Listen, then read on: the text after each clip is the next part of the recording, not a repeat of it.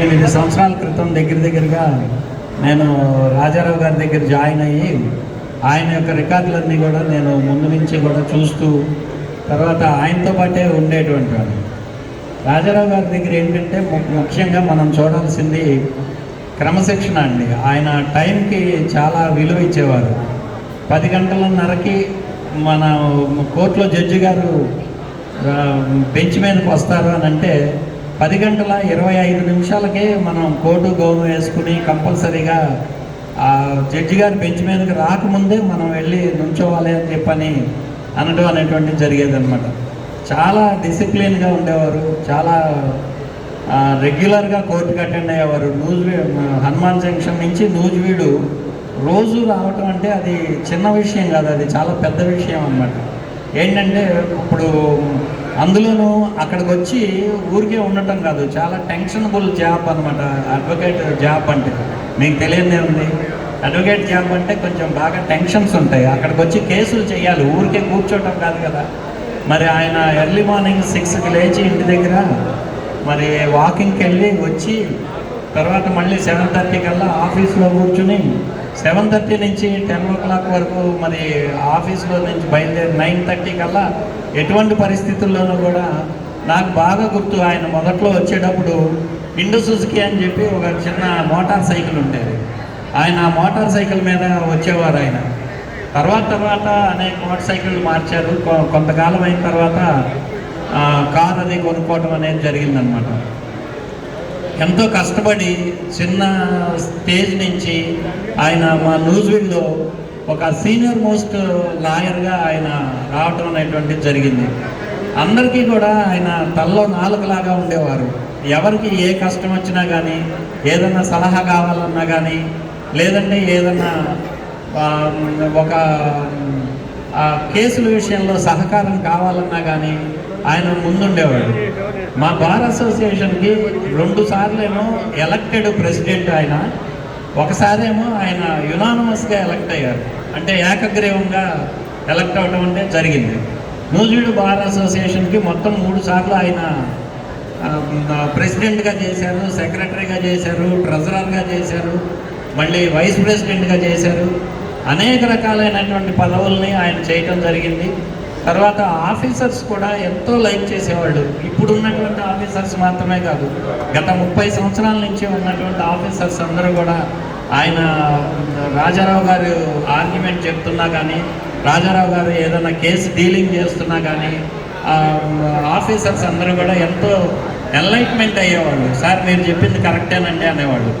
ఆయన దగ్గర ఏనాడు కూడా కోపం కానీ, విసుగు కానీ, లేకపోతే ఒక బాధ కానీ, ముఖం మీద ఎప్పుడు కూడా చిరాకు కానీ అలాంటివి అసలు నేను గత 30 సంవత్సరాల్లో ఏనాడు చూడలేదండి.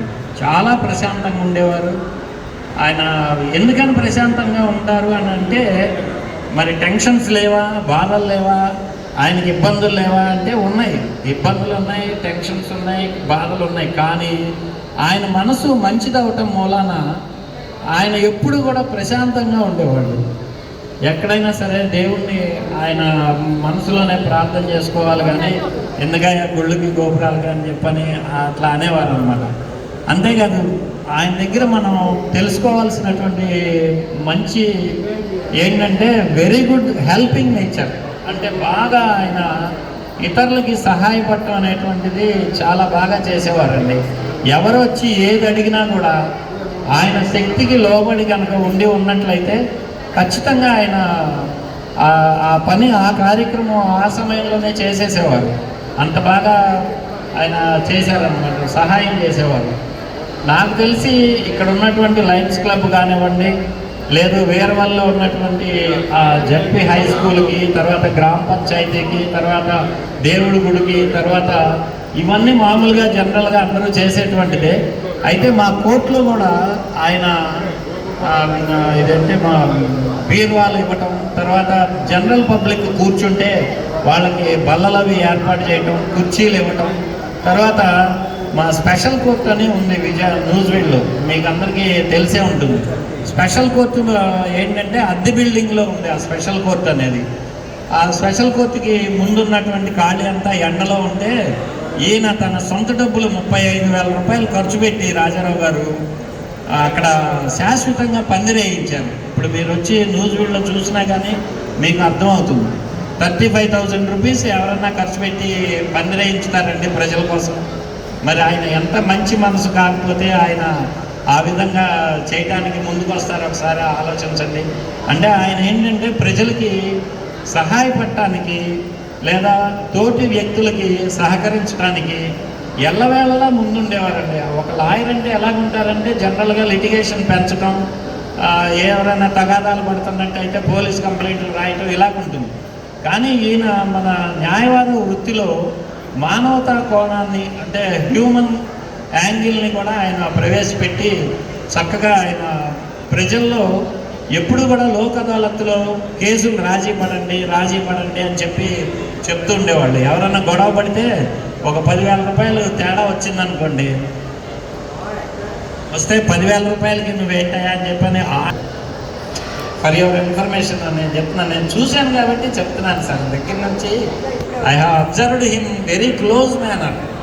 అదనమాట. అందువల్ల ఏంటంటే అరే 2,000 నేను ఇస్తానులే కానివయా, నువ్వు రాజీ పడవయా అని చెప్పని పార్టీలను రాజీ పట్టడానికి, వాళ్ళ మధ్యన ఉన్నటువంటి తగాదాలని తగ్గించడానికి, తర్వాత కేసులు త్వరగా డిస్పోజల్ అవటానికి ఆయన ఎంతో కృషి చేసేవారండి.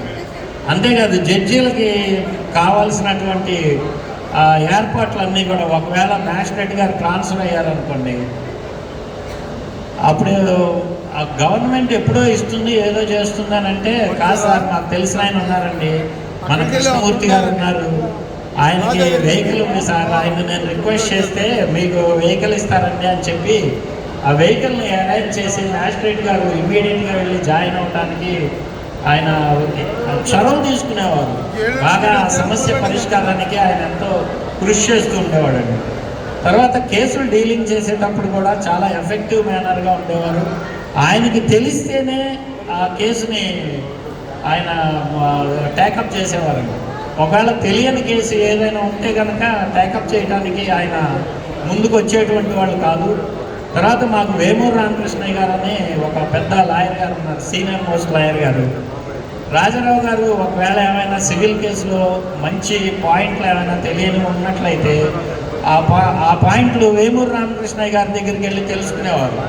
కానీ మీరు సీనియర్ లాయర్ కదా, మళ్ళీ సీనియర్ లాయర్ గారి దగ్గరికి వెళ్ళి తెలుసుకుంటున్నారు ఏంటండి అని అడిగితే ఆయన చెప్పేవారు, ఏమైనా తెలియని విషయాలు తెలుసుకోవడానికి సిగ్గుపడకూడదయ్యా, మనం కంపల్సరీగా తెలియని విషయాలు ఏమైనా ఉంటే కనుక తెలుసుకోవాలి అని చెప్పని మమ్మల్ని అందరినీ కూడా ఎంకరేజ్ చేసేవాడు.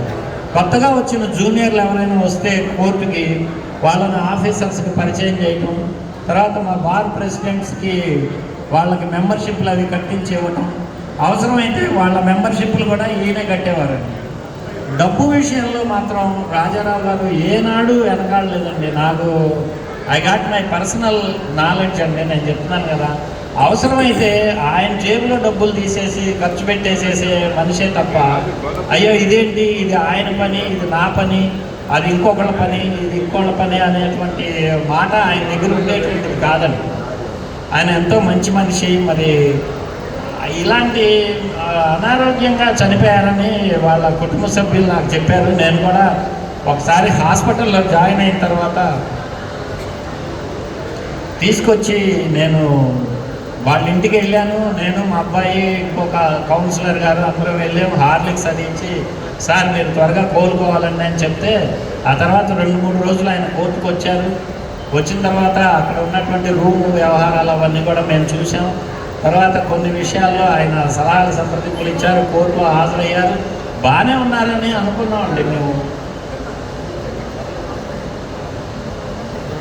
బాగానే ఉన్నారు, ఆరోగ్యంగానే ఉన్నారు అనుకున్నాం. కానీ మరీ ఇంత ఇదిగా ఆయన వెంటనే చనిపోతారని చెప్పి మేము కల్లో కూడా అనుకోలేదు. ఏది ఏమైనా అట్లాంటి మంచి మనిషికి మనందరం కలిసి అశ్రు నివాళి అర్పించాల్సినటువంటి బాధ్యత, ఆయన అడుగుజాడల్లో నడవాల్సినటువంటి అవసరం మనందరికీ ఉందని చెప్పి తెలియజేస్తూ, నా తరఫున నేను మా బార్ అసోసియేషన్కి ఇప్పుడు నేను జనరల్ సెక్రటరీగా ఉన్నాను.